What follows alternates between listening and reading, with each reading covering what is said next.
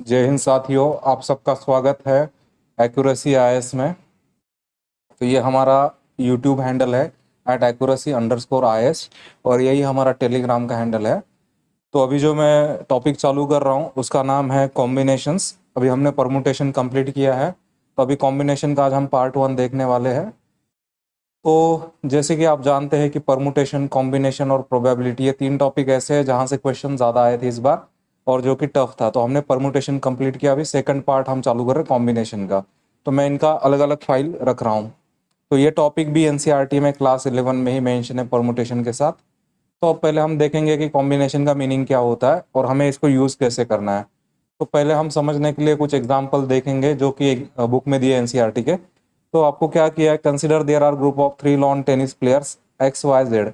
आपको 3 प्लेयर दिए गए हैं एक्स वाई जेड और आपको क्या बोला है, टीम बनाओ। कितने प्लेयर की टीम बनाओ? 2 प्लेयर की टीम बनाओ। तो आप किस तरीके से बनाओगे टीम? देखो, या तो टीम आप ऐसे बना सकते हो, पहला टीम एक्स और वाई का बनाओगे, ठीक है। अब मुझे बताओ, जो आपने पहले एक्स लिया है और बाद में वाई लिया है, और दूसरा टीम बनाओगे आप वाई और एक्स का, तो ये दोनों टीम अलग अलग है या सेम है? ठीक है, तो ये दोनों टीम सेम है, ठीक है, क्योंकि कॉम्बिनेशन में आपको ऑर्डर इज नॉट इम्पॉर्टेंट। जैसे अभी हम परमुटेशन जब देख रहे थे ना, तो परमुटेशन और कॉम्बिनेशन में बेसिक डिफरेंस यही है। कॉम्बिनेशन में आपका ऑर्डर इज नॉट इम्पॉर्टेंट। इसका मतलब क्या है, आप एक्स पहले लो वाई बाद में लो, या फिर वाई पहले लो एक्स बाद में लो, ये दोनों के दोनों अरेंजमेंट क्या होंगे? सेम होंगे। अगर यही आपका परमुटेशन में होता, तो परमुटेशन में क्या होता है, अगर एक्स पहले आता है और वाई बाद में आता है, ये पहला परमुटेशन हो गया, और दूसरा वाई पहले आता है और एक्स बाद में आता है, तो ये दोनों अलग अलग होते हैं परमुटेशन में, ठीक है। तो इस यहाँ पे परमुटेशन में सबसे इंपॉर्टेंट होता है ऑर्डर, कौन पहले आ रहा है कौन बाद में आ रहा है। लेकिन कॉम्बिनेशन और परमुटेशन में बेसिक डिफरेंस यही है। तो कॉम्बिनेशन में ये आपको याद रखना है, ऑर्डर इज नॉट इम्पॉर्टेंट, ठीक है। तो आप जो टीम बनाओगे ना, तो इसमें तो केवल 3 तरीके से आप टीम बना सकते हो। एक्स वाई के साथ जाएगा, या वाई जेड के साथ जाएगा, या जेड एक्स के साथ जाएगा। आप बोलोगे कि ये जो, अगर मैं इसको एक्स वाई को ऐसे लिख दूं वाई एक्स, या वाई जेड को ऐसे लिख दूं जेड वाई, या एक्स जेड को ऐसे लिख दूं जेड एक्स को जेड एक्स जेड लिख दूं, तो ये सेम ही कंसिडर किया जाएगा कॉम्बिनेशन में, ठीक है। तो आपको ये रूल याद रखना है, कॉम्बिनेशन में ऑर्डर इंपॉर्टेंट नहीं है, ठीक है। तो ये आपका रूल बन जाएगा। अब देखो, hear each selection is called combination. तो जो आपने देखो, इन वर्ड को आप फोकस करना। वर्ड क्या है? Selection, combination. तो जहां आपको कैसे पता चलेगा आपको क्वेश्चन में कॉम्बिनेशन पूछा है परमुटेशन पूछा है, तो ऐसे वर्ड यूज किया जाएगा, सिलेक्शन या कॉम्बिनेशन। तो यहाँ से आपको पता चल जाएगा कि परमुटेशन नहीं करना, आपको यहाँ पे कॉम्बिनेशन करना है। तो हमारे पास टोटल 3 प्लेयर थे और उसमें से हमको 2 सिलेक्ट करना था। तो हमें कॉम्बिनेशन क्या था? Of 3 different objects taken 2 at a time, ठीक है। अब सिमिलरली देखो, आप जब 12 person meet in a room, each shake hands with all other person. अब मुझे बताओ, 12 लोग हैं रूम में और एक दूसरे से शेक हैंड कर रहे, और आपको पूछा जाता है कि नंबर ऑफ शेक हैंड निकालो। अब मुझे बताओ, शेक हैंड करने के लिए आपको कितने लोग लगते हैं? शेक हैंड करने के लिए आपको मिनिमम 2 लोग लगते हैं। तो आपको क्या करना पड़ेगा, 12 में से आपको 2 लोगों को हमेशा सिलेक्ट करना पड़ेगा, तभी शेक हैंड हो पाएगा, ठीक है। और इसमें भी ऑर्डर इज नॉट इंपॉर्टेंट। अगर एक्स वाई के साथ शेक हैंड करता है या वाई एक्स के साथ शेक हैंड करता है, तो वो 2 अलग शेक हैंड नहीं होंगे, वो केवल एक ही शेक हैंड कंसिडर किया जाएगा, ठीक है। इसके हम फॉर्मूला से इसको सॉल्व करेंगे आगे, ठीक है। अब देखो, आपको क्या किया है, 7 points lie in a circle. देखो, मैं ये जो एग्जांपल दे रहा हूं ना, ये एग्जांपल में आपको मार्क किसको करना है, ये वर्ड्स को याद रखना है। जैसे शेक हैंड्स पूछा जाएगा, या टीम पूछा जाएगा, या जैसे ये कॉर्ड वाला पूछा जाएगा। तो जैसे आपको ये वर्ड्स दिखेंगे ना, इसका मतलब ये है कि आपको कॉम्बिनेशन के मेथड से सॉल्व करना है। तो ये जो मैंने ये डिटेल में लिखा हुआ है ना, आप मतलब इसमें से बस एक बार जाना, लेकिन ये जो मैं ये सर्कल करके दे रहा हूँ, या ये जो मार्क करके दे रहा हूँ, ये इंपॉर्टेंट है, यही आपको मेनली याद रखना है। जैसे आपको कॉर्ड्स पूछा जाता है, ठीक है, 7 points lie on a circle, how many chords can be drawn by joining this 2 points. अब मुझे बताओ, कॉर्ड्स निकालने के लिए, जैसे ये सर्कल है, आपको सर्कल पे कॉर्ड निकालना है। जैसे ये कॉर्ड मैं निकाल रहा हूं, तो मुझे कॉर्ड निकालने के लिए कितने पॉइंट मालूम होने चाहिए? सर्कल पे 2 पॉइंट, एक यहाँ एक यहाँ। तो आपको 7 पॉइंट दिया है, तो आपको क्या करना पड़ेगा, 2 पॉइंट को मिनिमम एट ए टाइम लेना पड़ेगा, तभी आप कॉर्ड निकाल पाओगे, ठीक है। तो ये आपको थोड़ा कॉमन नॉलेज खुद का भी लगाना पड़ेगा, कॉर्ड के लिए 2 पॉइंट मिनिमम चाहिए होते। तो 7 पॉइंट में से कितने कॉर्ड जाएंगे, तो अभी हम उसका आगे करेंगे सॉल्व। ठीक है, तो अभी हम क्या करने वाले, कॉम्बिनेशन का हमें फॉर्मूला निकालना है। जैसे परमुटेशन में हमने देखा था एन पी आर हमारा सिंबल था, तो कॉम्बिनेशन में हमारा सिंबल बन जाता है एन सी आर। तो यहाँ पे मैंने लिखा है ये एन सी आर। ठीक है, मतलब यहाँ पे एन डिफरेंट ऑब्जेक्ट है, उसमें से हम आर ऑब्जेक्ट को ले रहे हैं, तो इसका रिप्रेजेंटेशन है एन सी आर। ठीक है, तो कॉम्बिनेशन और परमुटेशन में लगभग एक जैसा ही है, बस दोनों के फॉर्मूला में थोड़ा सा डिफरेंस है। अगर आपको यहाँ पे 4 ऑब्जेक्ट, अभी हम यहाँ पे एक एग्जांपल लेने समझने के लिए, फॉर्मूला बनाने के लिए। ठीक है, अगर आपको 4 ऑब्जेक्ट दिए जाते हैं, ए बी सी और डी दिए जाते हैं, और आपको बोलता है कि 2 ऑब्जेक्ट एट ए टाइम लेने हैं, तो आप कॉम्बिनेशन बनाओ। अब कॉम्बिनेशन कैसे बनेगा, देखो अगर हम ए को सिलेक्ट करते हैं पहला, तो ए के साथ कौन कौन जा सकता है, बी सी डी, तो मैंने लिखा A B A C A D. अब मैं दूसरा सिलेक्ट करूंगा, बी को सिलेक्ट करूंगा, तो बी के साथ कौन जा सकता है, देखो बी के साथ ए ऑलरेडी हमने यहाँ लिखा है।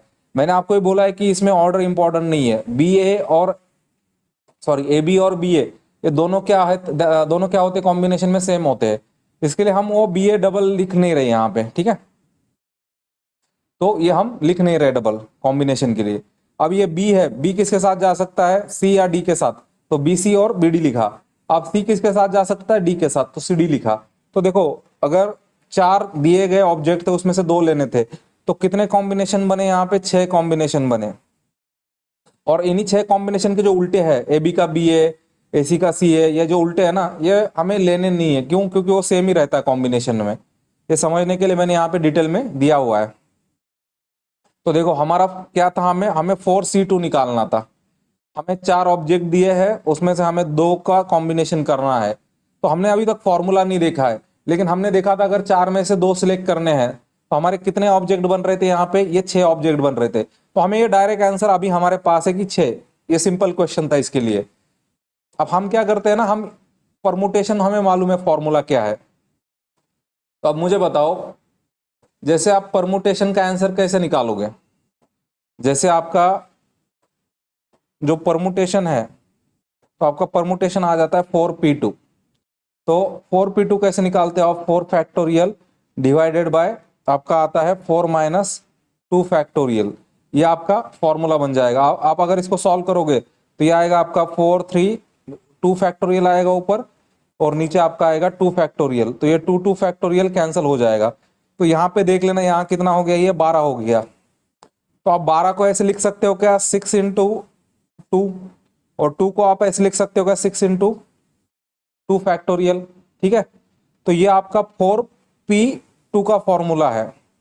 ठीक है, और ये आपका 6 क्या था, कॉम्बिनेशन था। तो 4p2 इज इक्वल टू ये आपका 4c2 इंटू 2 फैक्टोरियल। ये जो आपका 2 है ना, यहाँ पे ये r था, ये ऊपर वाला 4n है, ये r है। तो आपका जनरल फॉर्मूला इस तरीके से बन जाएगा। ठीक है, तो ये मैं आपको दे नहीं रहा हूं, ये इतना ये डिटेल प्रोसेस आपको फॉलो करने की जरूरत नहीं है। ठीक है, तो यहाँ पे 4p2 is equal to 4c2 into 2 factorial आएगा। या फिर आप इसको ऐसे भी लिख सकते हो, 4c2 आएगा आपका इधर, ये जो 2 फैक्टोरियल इधर डिवीजन में आएगा 2 फैक्टोरियल। ठीक है, अब ये 4p2 का मैंने ये लिख दिया, ये फॉर्मूला। ठीक है, ये 4c2। अब देखो यहाँ पे मैंने क्या कर दिया, हमारा 4 यहाँ पे n था इस क्वेश्चन में, और हमारा r क्या था, 2 था। तो मैंने इनकी जगह n और r डाल दिए, तो हमारा ये फॉर्मूला बन जाता है। ठीक है, यहाँ पे ये डबल हो गया है। ठीक है, तो हमारा ये फॉर्मूला बन जाता है। NCR का फॉर्मूला क्या है, ऊपर n factorial divided by r factorial, और ब्रैकेट में n माइनस r फैक्टोरियल। देखो इतना फॉर्मूला था परमुटेशन का। ठीक है, और हम क्या कर रहे हैं, उसको r फैक्टोरियल से डिवाइड कर रहे हैं। ठीक है, तो हमारा ये फॉर्मूला है। तो आपको ये फॉर्मूला याद रखना है। कॉम्बिनेशन का सबसे इंपॉर्टेंट फॉर्मूला यही है, और इसका ही बेस लेके हम क्वेश्चन सॉल्व करने वाले हैं। ठीक है,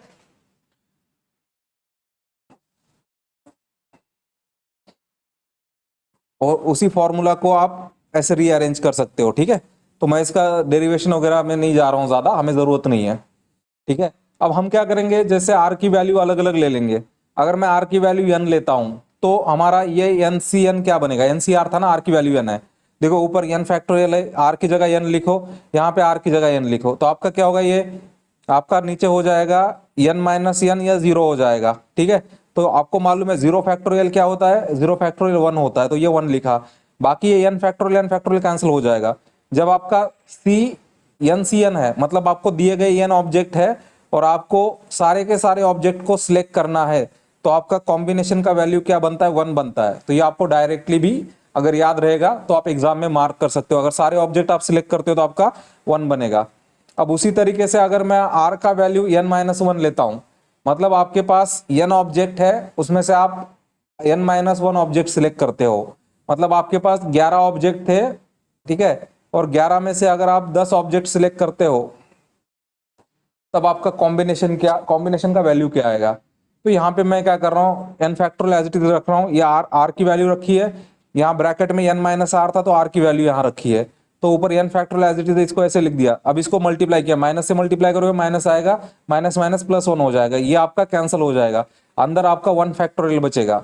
आपको मालूम है कि n फैक्टोरियल को आप ऐसे भी लिख सकते हो, n-1 फैक्टोरियल, तो इसको मैं ऐसे लिख देता हूं यहाँ पे, ये कैंसिल हो जाएगा, तो आपका बचेगा n। तो अगर आपके पास n ऑब्जेक्ट है और उसमें से आप अगर n-1 ऑब्जेक्ट सिलेक्ट करते हो, तो आपका कॉम्बिनेशन का आंसर डायरेक्टली n आ जाता है। तो अगर ये आपको मालूम होगा तो आप डायरेक्ट आंसर भी लिख सकते हो, ठीक है। आपकी r की वैल्यू 0 लेते हैं, देखो n फैक्टोरियल नीचे 0 फैक्टोरियल आएगा, n-0 आएगा, तो ये 0 फैक्टोरियल एज इट इज लिखा है, n-0 n रहेगा, तो n फैक्टोरियल कैंसिल। आपको मालूम है 0 फैक्टोरियल का वैल्यू होता है 1, तो आपका जब आप कोई भी ऑब्जेक्ट सिलेक्ट नहीं करोगे तब भी आपका वैल्यू क्या आएगा, कॉम्बिनेशन का 1 आएगा। देखो अगर सारे ऑब्जेक्ट भी सिलेक्ट करते हो तब भी 1 आता है, और कोई भी ऑब्जेक्ट सिलेक्ट नहीं करते हो तब भी आपका 1 आता है। तो मैंने क्या किया, ये ऑल ऑब्जेक्ट सिलेक्टेड और none of zero object selected दोनों को एक साथ लिखा है, क्योंकि दोनों का वैल्यू 1 आता है, ठीक है। अगर r की वैल्यू में 1 लेता हूं तो क्या होगा, यहाँ पे ये करेक्शन होगा, ठीक है, ये आपका n-1 बनेगा, n फैक्टोरियल नीचे आपका आएगा 1 फैक्टोरियल, ये आपका n-1 फैक्टोरियल बचेगा। ये ऊपर वाले n फैक्टोरियल कैसे लिख सकते हो, n multiplied by n-1 factorial, ये n-1 फैक्टोरियल जो है दोनों कैंसिल हो जाएंगे, बस n बचेगा। तो आपका जब यहाँ पे एक आप सिलेक्ट करते हो तो आपका वैल्यू n बन जाएगा, ठीक है। ये ऐसा टाइपिंग में थोड़ा बहुत मिस्टेक रह जाता है, तो मैं पढ़ाते वक्त तो करेक्ट करता हूँ, फिर नोट्स में अपडेट कर देता हूँ, ठीक है। तो ये आपका आंसर आएगा। अगर आपने एक ऑब्जेक्ट भी सिलेक्ट किया है तब भी आपका कॉम्बिनेशन का वैल्यू n आएगा,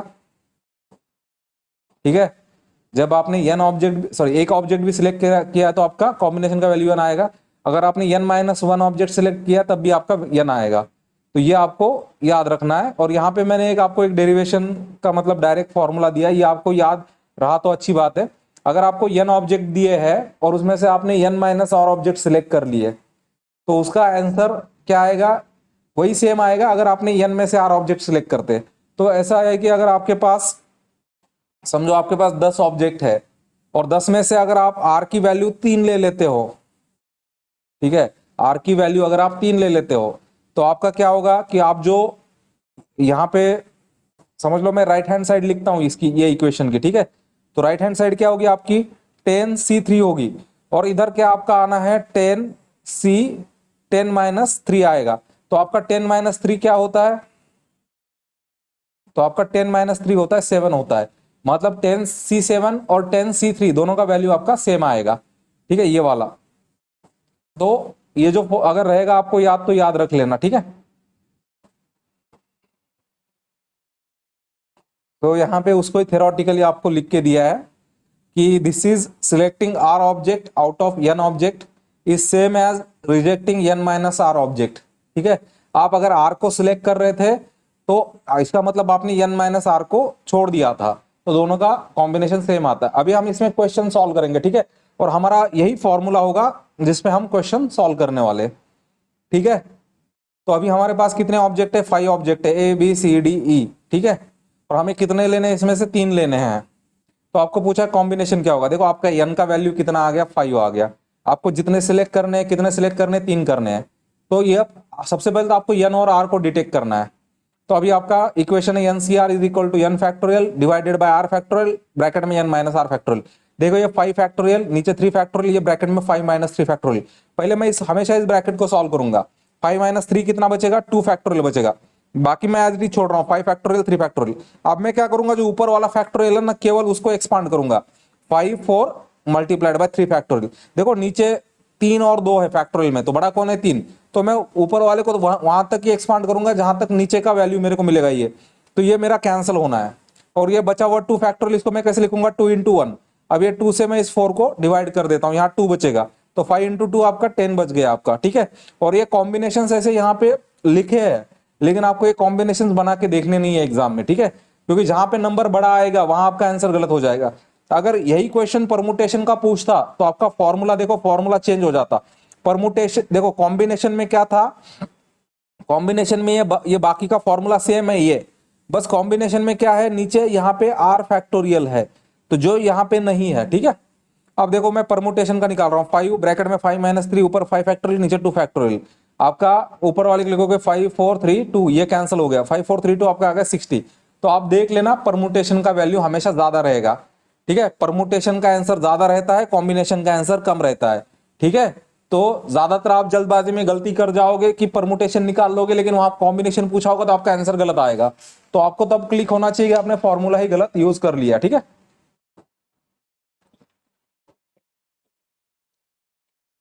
देखो यहाँ पे तो ये पहले वाले क्वेश्चन में यहाँ पे डायरेक्ट कॉम्बिनेशन वर्ड मेंशन किया था।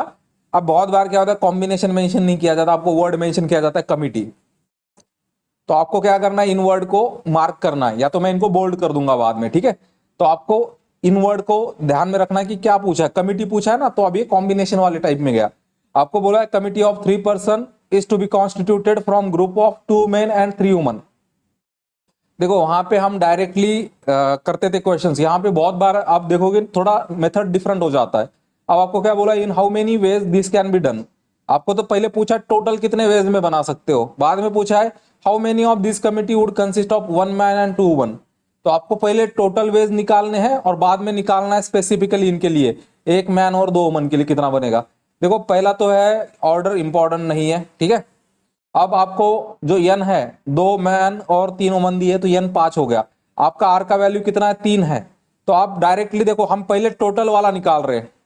देखो हमें कमिटी निकालनी है टोटल, मतलब 5 लोग लेने हैं उसमें, सॉरी 3 लोग लेने हैं, उसमें से मेन वुमन ऐसा कुछ नहीं दिया है, तो हमारा डायरेक्ट फॉर्मूला लग जाएगा ये, ठीक है। देखो हम नॉर्मल कंडीशन में निकाल रहे हैं, 5 में से 3 लोग सिलेक्ट करने हैं। जब मेन वुमन वाला कंडीशन आएगा तो उसका फॉर्मूला अलग हो जाएगा। तो हमने यही फॉर्मूला यूज करना है, NCR n factorial divided by r factorial bracket में n माइनस r फैक्टोरियल। तो ये आपका 5c3 हो गया, 5 फैक्टोरियल बाहर 3 फैक्टोरियल, ये 5 माइनस 3। तो आप इसको सॉल्व करोगे, ठीक है, तो इसका आंसर 10 आएगा, क्योंकि ये पिछला और ये कैलकुलेशन सेम था, लेकिन ये हमारा स्पेसिफिक कंडीशन दिया है। तो देखो अभी जब स्पेसिफिक कंडीशन देते हैं ना, कॉम्बिनेशन सॉल्व करने का मेथड बदल जाता है।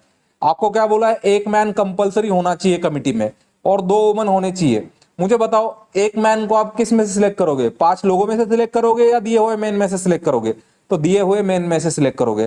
तो 1 मैन को सिलेक्ट करना है दिए हुए 2 मेन में से, तो इसका बनेगा 2c1। देखो हमने मैन को मैन से सिलेक्ट किया, तो मैन का कॉम्बिनेशन बनेगा 2c1। यहाँ पे देखो, यहाँ पे एक वर्ड आ रहा है एंड का मतलब क्या होता है, एंड का मतलब होता है मल्टीप्लीकेशन, ठीक है। तो ये हमने परमुटेशन के स्टार्टिंग में भी देखा था, अगर एंड वर्ड आता है तो इसका मतलब है मल्टीप्लीकेशन। और हमें 2 वुमन सिलेक्ट करने, कहां से सिलेक्ट करोगे, दिए हुए 3 वुमन में से, तो इसका बनेगा 3c3 बनेगा, इसका बनेगा 3c3। तो देखो ये दोनों कंडीशन एक दूसरे के साथ जाते हैं, तो ये मेन वाला कॉम्बिनेशन मल्टीप्लाई होगा वुमन वाले कॉम्बिनेशन से। ये मेन वाला कॉम्बिनेशन है, ये वुमन वाला कॉम्बिनेशन है, बीच में मल्टीप्लीकेशन का साइन है, ठीक है। तो अभी मैं इसको सॉल्व कर रहा हूं और यही फॉर्मूला यूज करना है, ठीक है। तो मेन वाले के लिए एक बार यूज करना है, फिर वुमन वाले के लिए एक बार यूज करना है, और बीच में मल्टीप्लीकेशन का साइन रखना है, ठीक है। तो अभी इसको देख लेना, 2c1 है तो ये ऊपर 2 आ गया, ये r का वैल्यू 1 आ गया, ये 2 माइनस 1, ये 3 फैक्ट, ये ऊपर 3 आ गया इसका वुमन में, ये 2 3 माइनस 2। अब इसको मैं सॉल्व करता हूं, तो सॉल्व करने के बाद मेरा ये आंसर आता है 6। तो आप क्या कर लेना, ये कैलकुलेशन आप देख लेना ये पूरा, ठीक है। और इसमें जो मेन है ये टाइप में आपको ये याद रखना है कि परमुटेशन में हम थोड़ा अलग किस्म से सॉल्व करते थे। यहां अगर मेन दिया हुआ है, मेन को मेन में से सिलेक्ट करना पड़ेगा, वुमन दिया तो वुमन को वुमन में सिलेक्ट करना पड़ेगा, अगर आपको टोटल नहीं पूछा है, स्पेसिफिक कंडीशन दिया है तो, ठीक है। अब देखो आपको पूछा है कि कॉर्ड कितने निकालोगे और आपको पॉइंट कितने दिए 21। तो यहाँ ये सिंपल क्वेश्चन है, ये डायरेक्ट क्वेश्चन है, कोई एडिशनल कंडीशन नहीं है। n का वैल्यू 21 है, कॉर्ड के लिए कितने पॉइंट लगते हैं, कॉर्ड के लिए 2 पॉइंट लगते, तो आपका r का वैल्यू 2 हो गया। तो आपका ये फॉर्मूला बनेगा NCR। इसमें n की वैल्यू आप डालो 21, r की वैल्यू 2 डालो और इसको आप सॉल्व करो। ठीक है, इसको आप सॉल्व करोगे आपका आंसर आएगा 210। ठीक है, तो ये कैलकुलेशन आप कर लेना, मेथड सेम है। ठीक है, देखो हम हमेशा क्या करते हैं ना, जो n है ऊपर ये वाला, हम इसको हमेशा उल्टा लिखेंगे। जैसे 21 फैक्टोरियल है, 21 20, उसको कहां तक लिखेंगे, जहां तक ये माइनस आता है ना, 21 माइनस 2 कितना आएगा, 19 फैक्टोरियल आएगा। हम उसको वहां तक लिखेंगे जहां तक हमें 19 फैक्टोरियल लिखना है उल्टा, तो ये कैंसिल करना है। ठीक है, हमने परमुटेशन में ऐसे कैलकुलेशन बहुत देखे हैं, वही कैलकुलेशन का मेथड है, मेथड में कोई डिफरेंस नहीं है, बस फॉर्मूला थोड़ा सा डिफरेंट है। ठीक है, अब देखो आपको 10% दिए है और आपको बोला है शेक हैंड बोला है, वही हैंड शेक। ठीक है, देखो n का वैल्यू 10, r का वैल्यू हैंडशेक के लिए 2 लोग लगते हैं, तो r का वैल्यू आपका कितना हो गया, 2 हो गया। ठीक है, वही फॉर्मूला NCR, n की वैल्यू 10, r की वैल्यू 2। ठीक है, आप इसको लिख लेना, फिर ये 10 को लिखोगे, 10 9 8 लिखोगे, और ये 10 माइनस 2 8 आता है, तो 8 8 कैंसिल हो जाता है, बाकी एज इट इज कैलकुलेशन है। ठीक है, अब हम नेक्स्ट क्वेश्चन देख रहे हैं। आपको बोला है इन टूर्ना, और ये यूपीएससी के क्वेश्चन है सारे। ठीक है, ये देख लेना, ये नीचे दिया हुआ है। In a tournament, 14 team play league matches. If each team play against every other team once only, एक बार ही खेलेगी, then how many matches are played? तो देखो आपको जब ऐसे मैचेस निकालने के लिए बोला जाएगा ना, ये भी किस में आएगा, कॉम्बिनेशन में आएगा। ठीक है, अब देखो आपको 14 टीम दिए। अब मुझे बताओ, एक मैच होने के लिए कितने टीम लेने पड़ते हैं, एक मैच में कितने टीम खेलते हैं, 2 टीम खेलते हैं, तो आपका r का वैल्यू हो गया 2। आपका वही फॉर्मूला NCR, n की वैल्यू 14, r की वैल्यू आपकी 2। आप यही लिखोगे, ऊपर 14 नीचे 14 माइनस 2, आपका 12 आएगा। 14 को लिखोगे 14 13 12 फैक्टोरियल, 12 12 कैंसिल, बाकी का आपका कैलकुलेशन एज इट इज है। ठीक है, अब आपको क्या बोला है, in how many ways can a team, देखो यहाँ पे आपको टीम बनानी है, फिर से वर्ड पे फोकस करो, टीम। अब यहाँ पे कंडीशन दिया आपको 3 boys and 3 girls, selected from 5 boys 4 girls. जैसे हमने ये क्वेश्चन किया था ना, क्वेश्चन नंबर 3 में हमने ये यहां से किया था, तो यही प्रोसेस अभी हमको रिपीट करना है यहाँ पे। ठीक है, आपको क्या बोला, इसलिए मैं जब नोट्स होते हैं ना मेरे, जब पढ़ाने के बाद उसको मैं रीअरेंज करता हूं, ताकि उस टाइप का क्वेश्चन उसी टाइप के क्वेश्चन के नीचे आ जाए। ठीक है, देखो अब मुझे बताओ, बॉयज को कहां से सिलेक्ट करना है, 3 बॉयज को सिलेक्ट करना है। कहां से सिलेक्ट करना है, 5 बॉयज में से। तो ये आपके बॉयज के केस का आपका ये r बॉयज बन गया, और ये n बॉयज मतलब टोटल बॉयज, तो आपका फॉर्मूला क्या बनेगा, 5C3 बनेगा। गर्ल्स 3 गर्ल्स को लेना है, मतलब RG लिखेंगे हम, लेकिन यहाँ उतना टाइम नहीं होता हमारे पास, तो ये RG हो गया, ये आपका हो गया NG, मतलब 3 लड़कियों को सिलेक्ट करना है, कहां से, 4 लड़कियों में से, तो आपका ये बना आपका 4C3 बना। देखो यही फॉर्मूला हमें 2 बार यूज करना है। देखो ये कंडीशन क्या है, दोनों के बीच में कंडीशन है एंड, तो दोनों के बीच में क्या होगा, मल्टीप्लीकेशन। तो ये देखो मल्टीप्लीकेशन हो गया। ठीक है, तो ये बॉयज वाला है, ये गर्ल्स वाला है, दोनों के बीच में मल्टीप्लीकेशन। तो 5C3 मल्टीप्लाइड बाय 4C3, तो ये आप लिखोगे यही फॉर्मूला 2 बार यूज करके। n की वैल्यू यहाँ 5 है, यहाँ 3, 5 माइनस 3, ये 4 है, ये 3 है, 4 माइनस 3। अब इसको सॉल्व करोगे, देखो हम यहाँ पे 1 बार कर रहे थे, यहाँ पे 2 बार करना है, और दोनों के बीच में मल्टीप्लीकेशन रखना है। ठीक है, तो ये आएगा आपका इधर वाला 5 factorial 3 factorial by 3 factorial 2 factorial आएगा इसमें 4 फैक्टोरियल 3 फैक्टोरियल 1 फैक्टोरियल। तो आपको वही मेथड फॉलो करनी है जो हम कर रहे थे। ऊपर वाले को लिखना है 5 4 3 फैक्टोरियल, नीचे 3 फैक्टोरियल है। ये 2 फैक्टोरियल का 2 इंटू 1 होगा, ये 4 इंटू 3, नीचे 3 फैक्टोरियल, 1 फैक्टोरियल का वैल्यू 1 ही होता है। ठीक है, 1 फैक्टोरियल का वैल्यू 1 होता है। ये कैंसिल हो गया और ये आपका कैंसिल हो गया। ये 2 से आप डिवाइड करोगे, यहाँ 2 बचेगा और यहाँ 4 बचा हुआ है, 5 2 4, आपका आ गया 40। ठीक है, तो वही हमें रिपीट एक ही कैलकुलेशन का यहां करना पड़ रहा है।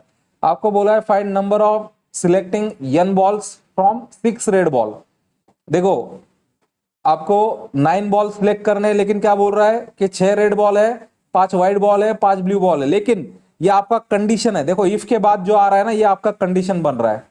आपको क्या बोला है, if selection consist of 3 balls of each colour. तो आपको क्या करना है कि तीनों कलर के 3-3 बॉल लेने। देखो आपको टोटल 9 बॉल चाहिए। आपको टोटल कितने बॉल चाहिए, 9 बॉल चाहिए। अगर मैं 3 बॉल रेड के ले लेता हूं, 3 व्हाइट के ले लेता हूं और 3 ब्लू के ले लेता हूं, तो आपके टोटल बॉल तो 9 बन गए। अब मुझे बताओ रेड बॉल में कहां से सिलेक्ट करूंगा, 3 रेड बॉल सिलेक्ट करूंगा 6 रेड बॉल में से।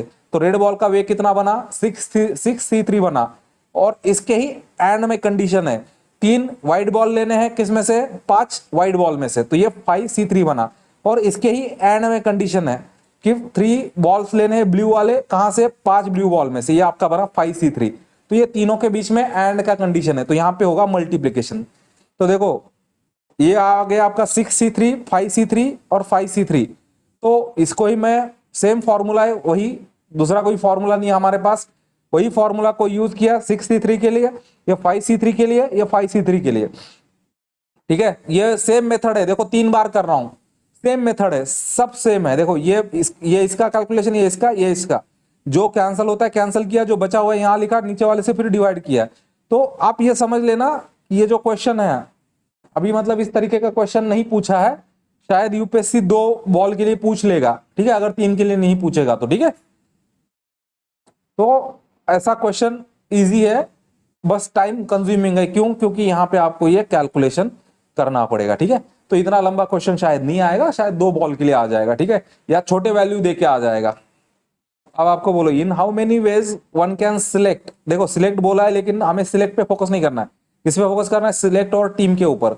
आपको क्या बोला है, अब मुझे बताओ, टीम ऑफ 11 प्लेयर, आपको लेने कितने हैं, 11, लेकिन कहां से, 17 में से, इन विच ओनली, देखो ये कंडीशन है, 5 players can ball if each team has 11 must include exactly 4 bowler।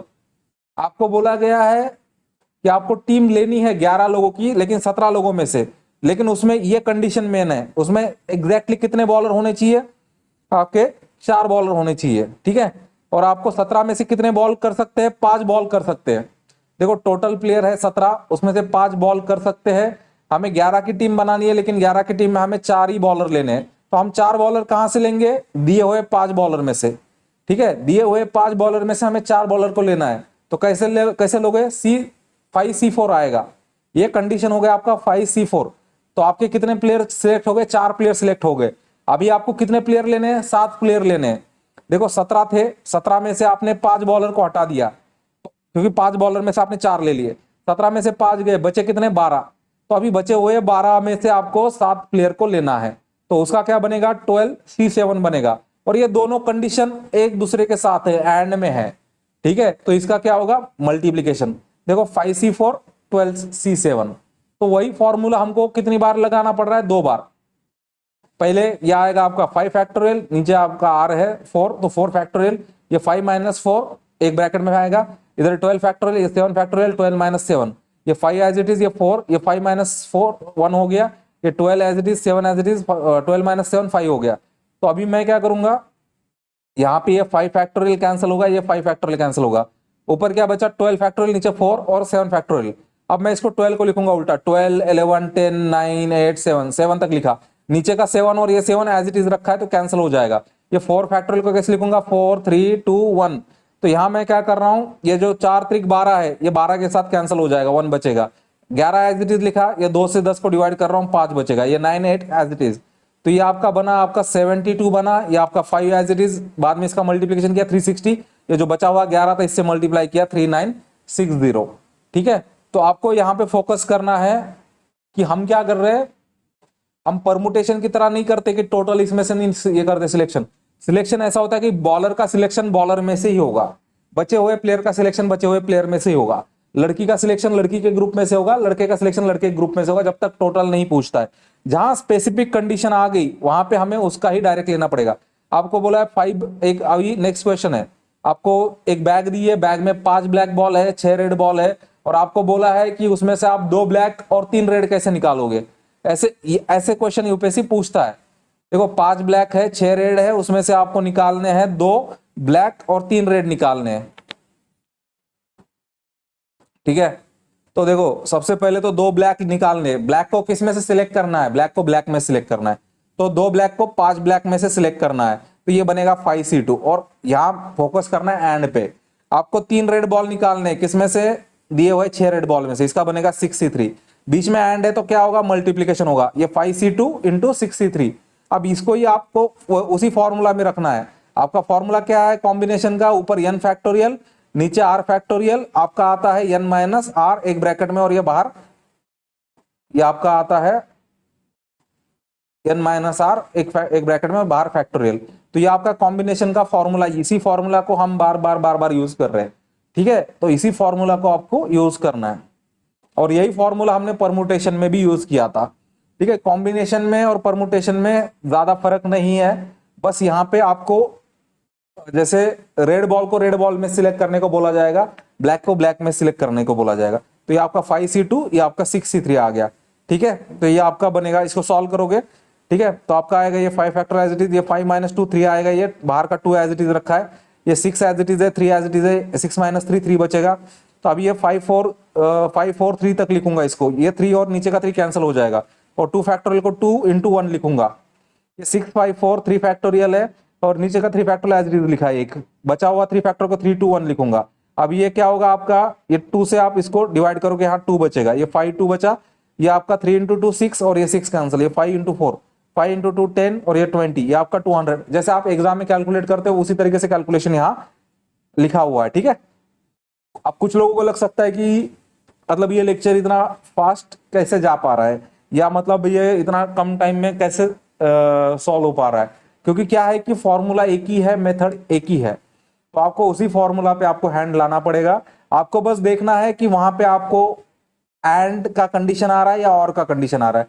जहां एंड आता है वहां आपका बनना है मल्टीप्लीकेशन। ठीक है, वहां आपका बनना है मल्टीप्लीकेशन, और जहां आपका और आना है वहां आपका बनना है एडिशन। ठीक है, इतना ही है। और दूसरा मैंने आपको क्या बोला हुआ है कि यहाँ पे दिए हुए कंडीशन को स्पेसिफिकली रीड करना है। अगर स्पेसिफिकली रीड करोगे तो आपका कॉम्बिनेशन के फॉर्मूले में बस वैल्यू मिल जाएंगी कौन कौन सी रखनी है, उसके बाद का कैलकुलेशन आपको आसान है। अब आपको नेक्स्ट क्वेश्चन है, in how many ways can student choose programme of 5 courses. आपको बोला है 5 कोर्सेस सिलेक्ट करने। इफ 9 कोर्सेस आर अवेलेबल, मतलब 9 में से 5 सिलेक्ट करना है। लेकिन देखो यहां क्या बोल रहा है, condition and 2 specific courses are compulsory. आपको क्या बोला गया है, आपको 5 कोर्सेस ले सकते हो, लेकिन 5 में से 2 जो है 2 कोर्सेस आपके कंपलसरी है। तो मुझे बताओ, जो 9 कोर्स है 9 में से 2 कंपलसरी बन जाएंगे स्टूडेंट के लिए, तो स्टूडेंट के पास चूज करने का ऑप्शन कितने का बचा है, स्टूडेंट केवल 3 कोर्सेज को चूज कर सकता है। आप समझ रहे हो, 2 तो कंपलसरी हो गए, तो आपको केवल तीन ही कोर्स चूज करने का ऑप्शन मिलेगा। अब मुझे बताओ 9 में से तो 2 आपके कंपलसरी हो गए, अब मुझे बताओ कंपलसरी हो गए तो 9 में से कितने कोर्स बचे, 7 बचे। आपको 7 में से क्या करना है, आपको चूज करना है 7 में से। ठीक है, तो 7 में से आपको कितने कोर्स चूज करने, 3। तो आपको ये निकालना पड़ेगा, देखो ये जो आप देख रहे हो 7C3 वेज, ये आपको निकालना पड़ेगा। ठीक है, ये आसान है लॉजिक, इसमें कोई ज्यादा दिमाग नहीं है। तो आपको 7 में से 3 चूज करने हैं। तो हम कॉम्बिनेशन में क्या होता है, हम कॉम्बिनेशन में सिलेक्ट करते हैं, चूज करते हैं। ठीक है, तो आप इसको फॉर्मूला वही है आपका, ऊपर 7 n factorial r factorial n - r factorial. ठीक है, तो आपका आएगा 7 फैक्टोरियल, ये आपका 3 factorial, 7 - 3, 7 factorial 3 factorial as it is, ये आपका 4 फैक्टोरियल हो गया। तो आपका ये 4 फैक्टोरियल एज इट इज है, 7 को उल्टा लिखोगे 7 6 5 4, ये कैंसिल हो गया, और ये 3 फैक्टोरियल को 3 2 1 लिखोगे, 3 × 2 6, ये आपका कैंसिल होगा, 7 × 5 35। तो आज का लेक्चर हमारा यहीं पूरा हुआ है। ठीक है, तो हमने एक ही फॉर्मूला पे सब कुछ देखा है आज। हमारा फॉर्मूला क्या है, NCR, उसका फॉर्मूला है n फैक्टोरियल बाय, यहां पे r फैक्टोरियल आ जाता है, यहां पे n - r एक ब्रैकेट में आता है, और बाहर फैक्टोरियल आता है। एक ही फॉर्मूला है और कुछ नहीं है। ठीक है, तो कॉम्बिनेशन में हमने एक ही फॉर्मूला को यूज किया है। और अभी आप समझ लेना, हम इसके एडवांस जो क्वेश्चन होंगे अगले लेक्चर में देखने वाले। तो एक ही फॉर्मूला को घुमा फिरा के वो पूछता है, इसमें आपको n और r प्रॉपरली सिलेक्ट करने पड़ते हैं।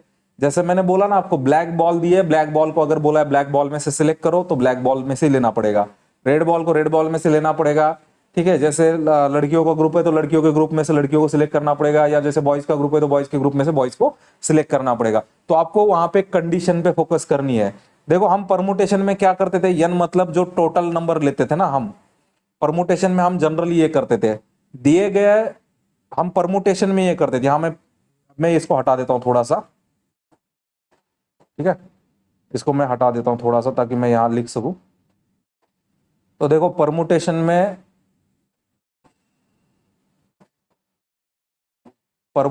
क्या होता था ना, परमुटेशन में ऑर्डर इंपॉर्टेंट था। ठीक है, तो यहाँ पे परमुटेशन में हम जब n लेते थे ना, हम n को जनरली टोटल नंबर लेते थे, जितना भी दिया उसका हम टोटल लेते थे। लेकिन कॉम्बिनेशन में क्या है, कॉम्बिनेशन में ऑर्डर नॉट इंपॉर्टेंट है। ऑर्डर का कोई जरूरत नहीं है, ठीक है।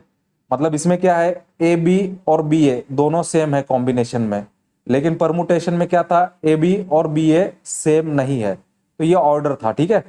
तो अब हमको क्या है, यहाँ पे जो हमको यन निकालना है ना, यहाँ पे यन का मतलब टोटल नंबर नहीं होता है, ठीक है। यहाँ पे यन का जनरल मीनिंग टोटल नहीं है। अगर हमको कॉम्बिनेशन में अगर बॉयज का ग्रुप दिया है और कंडीशन दिया जाता है कि आपको 2 बॉयज ही सिलेक्ट करने हैं, तो उसके लिए आपको बॉयज का ही ग्रुप में से बॉयज को सिलेक्ट करना पड़ेगा, गर्ल्स के ग्रुप में से गर्ल्स को सिलेक्ट करना पड़ेगा। जैसे रेड बॉल है, रेड बॉल को रेड बॉल में सिलेक्ट करना पड़ेगा, ब्लैक को ब्लैक में से सिलेक्ट करना पड़ेगा। ये इस तरीके से पूछेगा ये, ठीक है। तो यहाँ पे आपको वो गलती नहीं करनी है, ठीक है। देखो परमुटेशन का सॉल्व करने का मेथड अलग है, वहां पे आप टोटल नंबर लेते हो, लेकिन यहाँ आपको दिए हुए ग्रुप में से लेना पड़ता है, ठीक है। तो यही गलती ज्यादातर लोग करते हैं कॉम्बिनेशन में, यहाँ पे आप यन को करेक्टली सिलेक्ट नहीं करते हो, इस वजह से आपका गलत हो जाता है। तो आपको बस इस पे फोकस करना है, आपको यन प्रॉपरली लेना है हर ग्रुप के लिए, ठीक है। अगर आपने वो ले लिया तो आपका फॉर्मूला सिंपल है, कैलकुलेशन भी सिंपल है, ठीक है। बस ट्रिक इतना ही है। अभी हम इसके अगले क्वेश्चन देख लेंगे। अगर आपने यूट्यूब चैनल को सब्सक्राइब नहीं किया है तो आप @accuracy_is ये जो चैनल, इसको आप सर्च कर सकते हो यूट्यूब पे, और आपने अगर सब्सक्राइब नहीं किया तो आप यूट्यूब पे सब्सक्राइब कर देना। और टेलीग्राम का चैनल भी सेम है, ठीक है। जैसे कि मैंने आपको स्टार्टिंग में भी बोला था, अगर आप टेलीग्राम पे ये सर्च करोगे, जैसे यहाँ पे कोने में लिखा हुआ है @accuracy_is, आप इसको सर्च करोगे तो आपको ये टेलीग्राम पे मिल जाएगा। तो मैं जो नोट्स पढ़ा रहा हूँ, ये नोट्स एज इट इज आपको टेलीग्राम पे मिल जाएगी, ठीक है। तो आज का लेक्चर हम यही कंप्लीट करते हैं। अभी कॉम्बिनेशन का जो नेक्स्ट लेक्चर है मैं कल इवनिंग में डाल दूंगा, ठीक है। थोड़ा सा इसमें टाइम लगता है क्योंकि टाइप करने में थोड़ा सा टाइम लगता है, और दूसरा ये भी है कि सारी चीजें एक जगह नहीं होती है, मतलब कुछ चीजें ढूंढनी पड़ती है, ठीक है। और दूसरा ये है कि मतलब मैं चाहता हूँ कि हम उस सीक्वेंस में रखें नोट्स को, ताकि मतलब आपका जल्दी रिवीजन हो जा सके, ठीक है। अब जैसे मैंने आपको ये 11 क्वेश्चन पढ़ाए, ये 11 क्वेश्चन बेसिकली एक ही फॉर्मूला का रिपीटेशन है, ठीक है। बस आपको इसमें देखना है कि आपको दिया हुआ कंडीशन क्या है। तो हमें कॉम्बिनेशन में ज्यादातर इसी तरीके के क्वेश्चन ही मिलने वाले हैं, ठीक है। तो thank you for watching accuracy IAS. तो आज का लेक्चर यही पूरा होता है।